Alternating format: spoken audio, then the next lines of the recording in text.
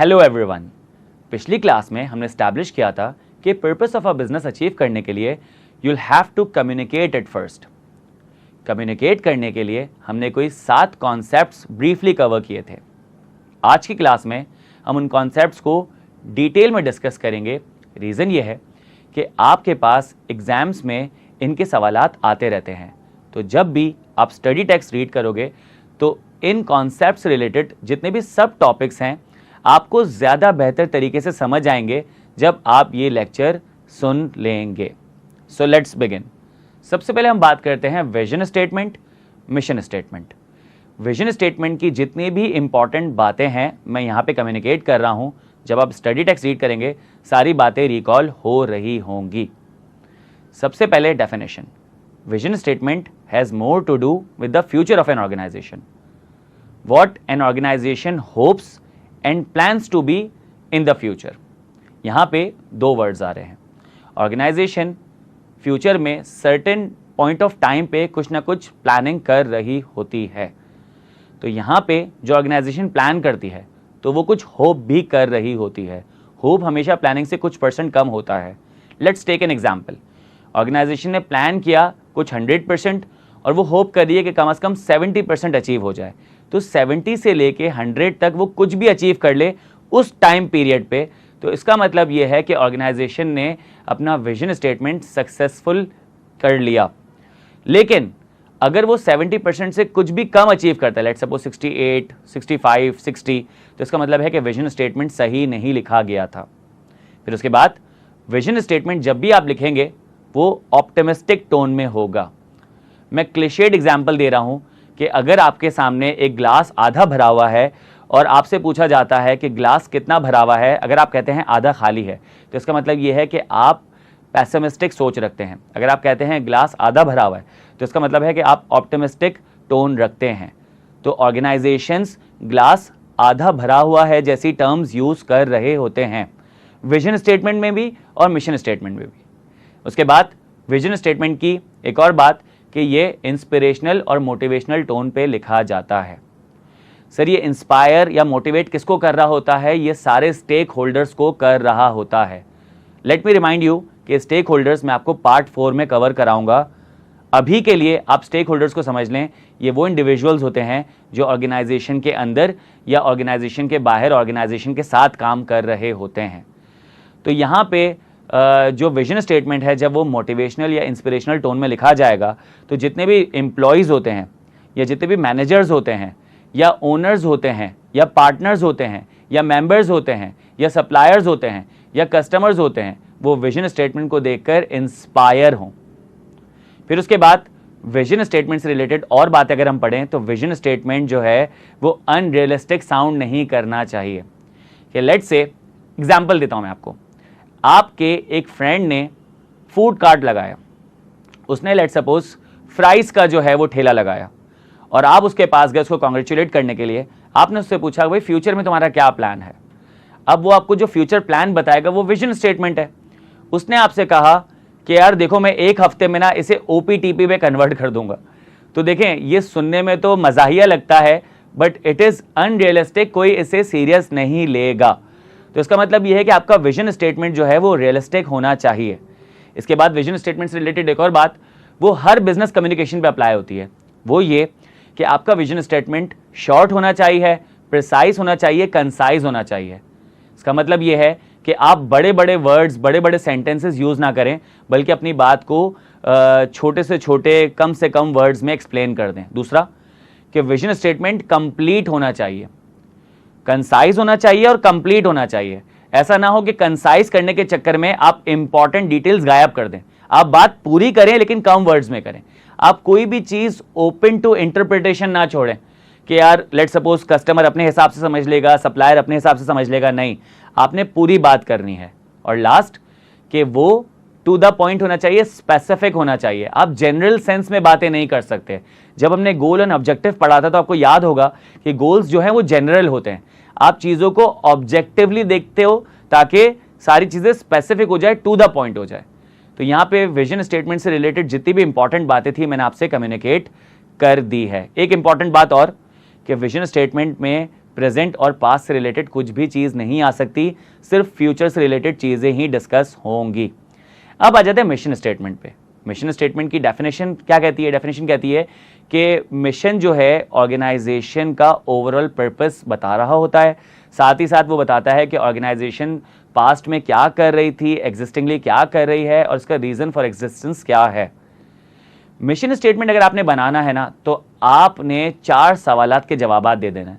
Let suppose आप confuse हैं, आपकी एक ऑर्गेनाइजेशन है, आपको विजन स्टेटमेंट समझ नहीं आ रहा, तो आपने करना यह है अपने आप से 4 सवाल पूछने हैं। अपने आप से 4 सवाल पूछने हैं, आपने उनके चारों के जवाबात लिखने हैं, उन जवाबात को इंटीग्रेट करना है आपस में, वॉइला आपके पास एक मिशन स्टेटमेंट बन गया। सर वो सवालात क्या होंगे? वो सवालात ये होंगे, पहला सवाल कि आपका बिजनेस क्या है, व्हाट इज योर बिजनेस। दूसरा सवाल क्या है? दूसरा सवाल यह है कि what is your value to the customer. यहाँ पे कस्टमर की वैल्यू की बात नहीं हो रही, यहाँ बात हो रही है कि आप क्या वैल्यू प्रोवाइड कर रहे हो। वैल्यू का मतलब होता है प्रोडक्ट, प्रोडक्ट का मतलब होता है गुड्स एंड सर्विसेज। आप बिजनेस को क्या गुड्स एंड सर्विसेज प्रोवाइड कर रहे हो। अगर एप्पल कंपनी जो है वो ये पूछती है कि भाई हमारी वैल्यू क्या है कस्टमर के लिए, तो आप समझ जाएं कि वो बात कर रहा है कि हमारे प्रोडक्ट्स क्या क्या है जो कस्टमर खरीदते हैं, जैसे कि आईफोन, आईपैड, आईमैक, नोटबुक। तो ये सारी चीज़ें क्या हो जाती है, वैल्यू हो जाती है कस्टमर के लिए। तीसरा सवाल क्या होगा, what will our business be, हमारा बिजनेस फ्यूचर में क्या होगा। एक और सवाल क्या होगा, चौथा, what should our business be. यहाँ विल आवर बिजनेस बी का मतलब ये है कि क्या प्लान कर रहे हो, और शुड आवर बिजनेस बी का मतलब कि क्या उम्मीद लगा रहे हो, क्या होप कर रहे हो। सर यहाँ पे 1 मिनट पॉज करें। आपने कहा कि विजन स्टेटमेंट में जो प्रेजेंट और पास्ट से रिलेटेड बात नहीं होगी, लेकिन यहां पे मिशन स्टेटमेंट में आप 2 सवाल फ्यूचर से रिलेटेड पूछ रहे हो। तो क्या मैं ये कंक्लूजन ड्रॉ कर लूं कि विजन स्टेटमेंट में पास्ट और प्रेजेंट से रिलेटेड बात नहीं होगी, सिर्फ फ्यूचर से रिलेटेड बात होगी? यस। और सर क्या मैं ये कंक्लूजन ड्रॉ कर लूं कि मिशन स्टेटमेंट 2 पास्ट और प्रेजेंट के बारे में बात कर रहा होता है, लेकिन वो थोड़ा बहुत फ्यूचर के बारे में बता सकता है? तो क्या ये सही है? यस। तो अगर एमसीक्यू आता है आपके पास, लेट्स से आपसे पूछा जाता है कि विजन स्टेटमेंट में पास्ट के बारे में बात की जा सकती है और मिशन स्टेटमेंट में फ्यूचर के बारे में बात की नहीं जा सकती, is it true and false? तो आप आंसर टिक करेंगे फॉल्स, क्योंकि यहां पे इन्होंने स्टेटमेंट उल्टी कर दी। यहां पे विजन स्टेटमेंट में पास्ट से रिलेटेड बात नहीं हो सकती, प्रेजेंट से रिलेटेड बात नहीं हो सकती, मिशन में जो है फ्यूचर से रिलेटेड थोड़ी बहुत बात कर सकते हैं। ये जो 2 सवाल मैंने आपको बाद में बताए कि what will our business be, what should our business be, तो ये जो 2 सवाल हैं ये आपको रिफ्लेक्ट कर रहे हैं कि मिशन स्टेटमेंट में थोड़ा बहुत फ्यूचर पूछ सकते हो। मैंने मिशन स्टेटमेंट में आपको जो है डेफिनेशन बता दी, वो 4 सवालात बता दिए जिनको कंबाइन करके, जिनके आंसर को कंबाइन करके आप मिशन स्टेटमेंट बना सकते हो। सर इसके अलावा 2 एडिशनल सवालात भी आप ऐड कर सकते हो। वो 2 एडिशनल सवालात क्या हैं? जो 5th क्वेश्चन है वो ये है कि आपके एम्प्लॉयज़ की क्या वैल्यू या कंट्रीब्यूशन है ऑर्गेनाइजेशन में, तो अपने एम्प्लॉयज से रिलेटेड भी आप कम्युनिकेट कर सकते हो। 6th क्वेश्चन ये हो सकता है कि आपकी ऑर्गेनाइजेशन की एथिक्स क्या है, एथिकल वैल्यूज क्या हैं। तो सर अगर आप ये 4, 5 या 6 सवालात के जवाब दे दें, इनको इंटीग्रेट कर लें, एक बेहतरीन मिशन स्टेटमेंट आप क्रिएट कर सकते हो। ठीक है, मिशन स्टेटमेंट से रिलेटेड और बातें वही हैं जो विजन स्टेटमेंट में थी। वो क्या कि मोटिवेशनल टोन में होना चाहिए, इंस्पिरेशनल टोन में होना चाहिए, ऑप्टिमिस्टिक टोन में होना चाहिए, शॉर्ट, सिंपल, कंप्लीट, स्पेसिफिक और ओपन टू इंटरप्रिटेशन होना चाहिए। तो यहां पे हमने विजन और मिशन स्टेटमेंट से रिलेटेड कुछ बातें पढ़ी। अब आ जाते हैं एक और सब कॉन्सेप्ट पे मिशन स्टेटमेंट के, वो ये कि मिशन स्टेटमेंट जो है वो रिलेट करना चाहिए, मिशन स्टेटमेंट रेलेवेंट होना चाहिए, उसकी रेलेवेंसी होनी चाहिए। सर मिशन स्टेटमेंट किस चीज़ से रिलेट करना चाहिए, किस चीज़ से रेलेवेंट होना चाहिए, उसकी रेलेवेंसी किन चीज़ों से होनी चाहिए? तो आपको 5 बातें याद रखनी है। पहला कि मिशन स्टेटमेंट लिखते वक्त आपने उसे कंसिस्टेंट करना है विजन स्टेटमेंट के साथ। जब आप मिशन स्टेटमेंट लिख रहे होगे तो आपके माइंड में विजन स्टेटमेंट होना चाहिए, तो मिशन स्टेटमेंट रिलेट करना चाहिए विजन स्टेटमेंट के साथ, पॉइंट नंबर 1। पॉइंट नंबर 2 कि जब आप मिशन स्टेटमेंट लिख रहे हो, आप क्या करोगे, अपने जितने भी गोल्स हैं उनको ऑब्जेक्टिव्स में कन्वर्ट करते चलोगे। पिछली क्लास में जब हमने गोल्स एंड ऑब्जेक्टिव्स पढ़ा था तो आपको याद होगा कि हमने चीज़ों को स्पेसिफिक कर दिया था, मेजरेबल कर लिया था, एग्रीड अपॉन किया था, रियलिस्टिक किया था, टाइम बाउंड कर लिया था। तो यहाँ पे जब आप मिशन स्टेटमेंट लिख रहे होगे तो कोई भी जनरल बात नहीं लिखोगे बल्कि स्पेसिफिक बातें लिखोगे, तो आपका जो मिशन स्टेटमेंट है वो रिलेट करना शुरू हो जाएगा। तो रेलेवेंसी के 2 पॉइंट आपको पता चल गए कि आपका जो मिशन स्टेटमेंट है विजन से रिलेट करना चाहिए, आपका मिशन स्टेटमेंट गोल्स को ऑब्जेक्टिव्स में कन्वर्ट कर रहा हो। तीसरा, आपका जो मिशन स्टेटमेंट है वो आपके ऑर्गेनाइजेशन के अंदर जितने भी लोग जुड़े हुए होते हैं उनके साथ रिलेट करना चाहिए, जैसे कि एम्प्लॉयज हो गए, सीनियर मैनेजर्स हो गए, ओनर्स हो गए। आपका जो मिशन स्टेटमेंट है वो एक्सटर्नल स्टेक होल्डर्स के साथ रिलेट करना चाहिए। इसमें आपके पास जितने भी एक्सटर्नल स्टेक होल्डर्स या कनेक्टेड पीपल हो गए, जैसे कि सप्लायर्स, जैसे कि कस्टमर्स, जैसे कि गवर्नमेंट, और लास्ट आपके पास पॉइंट ये है कि आपका जो मिशन स्टेटमेंट है वो एथिकल साउंड करना चाहिए, मतलब वो एथिक्स के साथ रिलेट करना चाहिए। तो 5 पॉइंट मैं आपको रिवाइज करा दूं कि मिशन स्टेटमेंट विजन के साथ रिलेट करना चाहिए, मिशन स्टेटमेंट गोल्स को ऑब्जेक्टिव्स में कन्वर्ट कर रहा हो, नंबर 3 मिशन स्टेटमेंट जो है वो इंटरनल स्टेक होल्डर्स के साथ कनेक्ट कर रहा हो, number 4 mission statement external stakeholders के साथ कनेक्ट कर रहा हो, नंबर 5 वो एथिकल ग्राउंड्स को भी कवर कर रहा हो। तो यहां पे हमने विजन स्टेटमेंट, मिशन स्टेटमेंट से रिलेटेड जितनी भी बातें पॉसिबल थी वो हमने कवर कर ली। अब हम चलते हैं गोल्स एंड ऑब्जेक्टिव्स पे। गोल्स एंड ऑब्जेक्टिव्स पिछली क्लास में जो हमने पढ़ा था कि गोल्स आपके पास ब्रॉडर सेंस में एम्स होते हैं और जो ऑब्जेक्टिव्स होते हैं वो आपके पास स्पेसिफिक सेंस में एम्स होते हैं, कि आपने एक एम, एक टारगेट सेट कर लिया। वो टारगेट सेट करने के बाद आपको ऐसा फील होता है कि वो बहुत जेनेरिक है, बहुत ब्रॉड है, बहुत स्कैटर्ड है। आप क्या करेंगे, आप उसे स्पेसिफिक कर लेंगे, आप उसको मेजरेबल कर लेंगे, आप उसको एग्रीड अपॉन कर लेंगे, आप उसको रियलिस्टिक कर लेंगे और टाइम बाउंड कर लेंगे। तो इससे आपके गोल्स ऑब्जेक्टिव्स में कन्वर्ट हो जाएंगे। एक छोटा सा टॉपिक आता है वो ये कि जो मिशन स्टेटमेंट है, विजन स्टेटमेंट है, गोल्स एंड ऑब्जेक्टिव्स हैं, ये कौन जो है वो डिसाइड करता है, ये कौन डिसाइड करता है। तो याद रखिएगा कि जितने भी गोल्स, ऑब्जेक्टिव्स, मिशन और विजन है ये organiser of the business decide करते हैं। अगर वो ओनर्स हैं तो ओनर डिसाइड करेंगे, अगर ओनर्स ने ये अथॉरिटी किसी और को दे दी है यानी कि एग्जीक्यूटिव डायरेक्टर्स, तो फिर वो डिसाइड करेंगे कि कंपनी का गोल, ऑब्जेक्टिव, मिशन और विजन स्टेटमेंट क्या होगा। तो पहली बात ये कि गोल, ऑब्जेक्टिव, विजन और मिशन कौन डिसाइड करेगा, तो मैंने आपको 2 लोग बता दिए। या तो ओनर करेगा, अगर ओनर ही जो है ऑपरेट कर रहा है बिजनेस को, और अगर ओनर बिजनेस को ऑपरेट नहीं कर रहा तो जिसको अथॉरिटी दी गई है वो डिसाइड करेगा, यानी कि एग्जीक्यूटिव डायरेक्टर्स या बोर्ड ऑफ डायरेक्टर्स। तो इन्हें हम कहते हैं मेन स्टेक होल्डर। ये टर्म याद रखिएगा, जब स्टेक होल्डर पढ़ेंगे तो आप इससे कनेक्ट कर लेंगे। मेन स्टेक होल्डर्स वो स्टेक होल्डर्स होते हैं जो कंपनी में डिसीजन मेकिंग कर रहे होते हैं, और डिसीजन मेकिंग में vision, mission, goals and objectives भी आ जाते हैं। फिर दूसरा पार्ट यहां पे ये कहता है कि देखें, मेन स्टेक होल्डर्स तो ये डिसाइड करते हैं कि गोल, ऑब्जेक्टिव और मिशन और विजन स्टेटमेंट क्या होंगे, लेकिन हमेशा याद रखिएगा कि आपके पास कुछ सेट ऑफ पीपल होते हैं जिन्हें हम कहते हैं कनेक्टेड स्टेक होल्डर्स। ये टर्म भी याद रखिएगा, जब स्टेक होल्डर्स पढ़ेंगे तब हम डिस्कस करेंगे। कनेक्टेड स्टेक होल्डर्स वो इंडिविजुअल ग्रुप ऑफ पीपल या ऑर्गेनाइजेशंस होती हैं जो डिसीजन मेकिंग तो नहीं कर रही होती, लेकिन डिसीजन मेकिंग को इन्फ्लुएंस कर रही होती है। यानी कि जब आप goals and objectives, mission and vision जो है आप सेट कर रहे होगे, स्टैब्लिश कर रहे होगे, तो याद रखिएगा, क्या याद रखिएगा कि आपने ये डिसीजन मेकिंग करते वक्त सबको जो है शामिल रखना है कि एम्प्लॉयज क्या सोचेंगे, कस्टमर्स क्या सोचेंगे, सप्लायर्स क्या सोचेंगे, या फिर लेट्स सपोज गवर्नमेंट क्या सोचेगी। तो विजन और मिशन प्लान करते वक्त, गोल्स एंड ऑब्जेक्टिव प्लान करते वक्त आपने बाकी सारे कनेक्टेड स्टेक होल्डर्स को माइंड में रखना होगा। The next topic we have is कि किस तरीके से गोल सेटिंग एक्टिविटी को आप इफेक्टिव बना सकते हो, यानी कि जो ऑर्गेनाइजेशन में गोल सेट किए जा रहे हैं उन्हें किस तरीके से इफेक्टिव और एफिशिएंट बनाया जाए।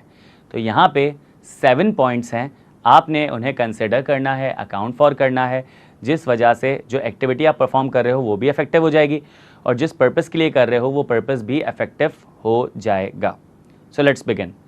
सबसे पहला पॉइंट है, आप पार्टिसिपेट कराएं ऑर्गेनाइजेशन पे हर लेवल के बंदे को कि आपकी गोल सेटिंग ज़्यादा इनोवेटिव, ज़्यादा क्रिएटिव हो जाए, उसमें नंबर ऑफ़ आइडियाज़, ओपिनियन ज़्यादा आ जाए।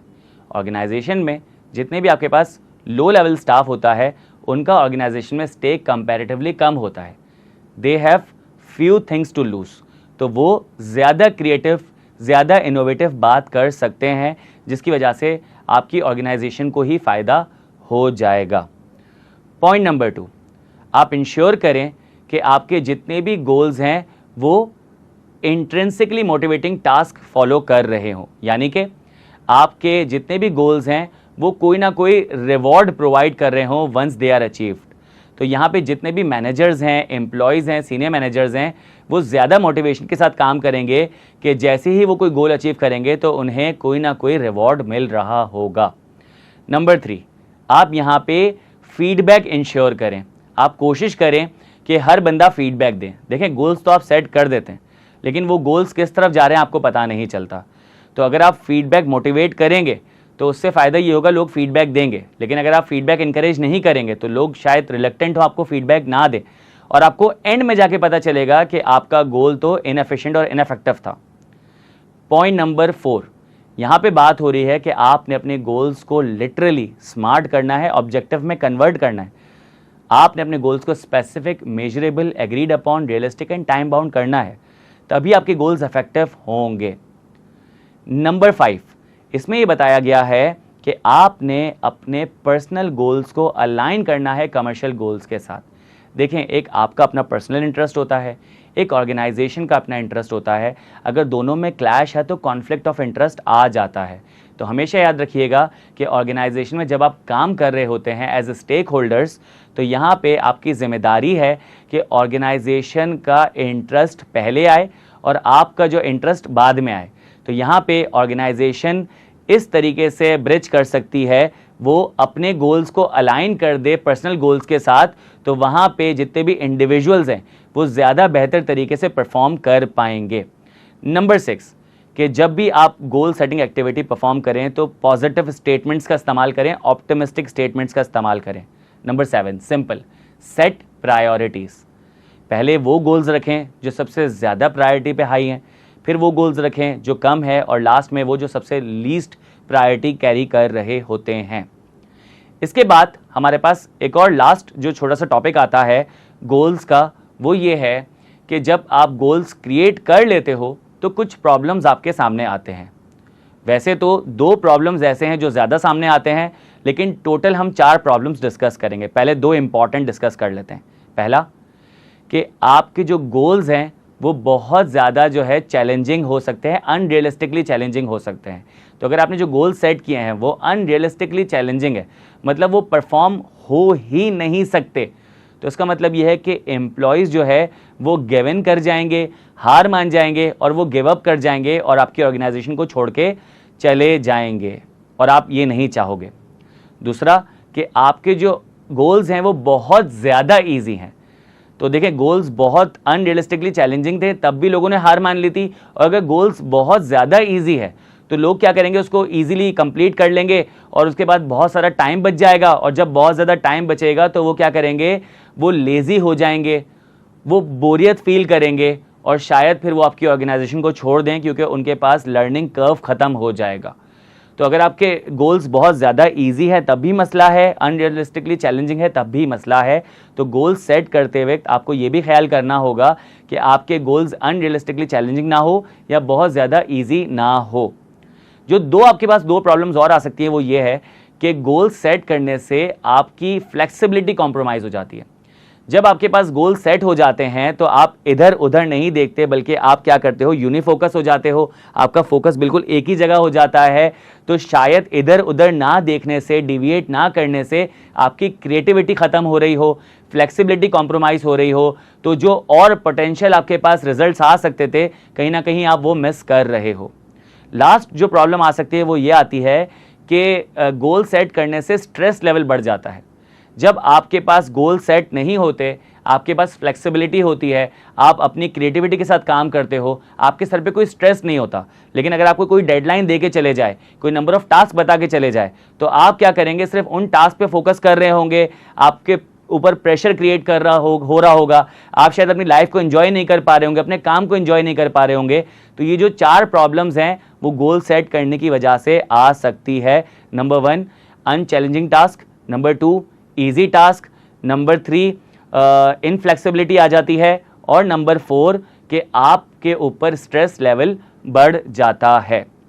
तो आज की इस वाली क्लास से आपको जो फायदा हुआ वो ये हुआ कि आपके बुक में vision, mission, goals and objectives से रिलेटेड जितने भी टॉपिक्स एंड सब टॉपिक्स थे, हमने उन्हें डिटेल में कवर कर लिया। जब आप रीडिंग करेंगे इस लेक्चर को सुन लेने के बाद, आपको चीजें बहुत ज्यादा इजी फील हो रही होंगी। Wish you best of luck. Thank you so much.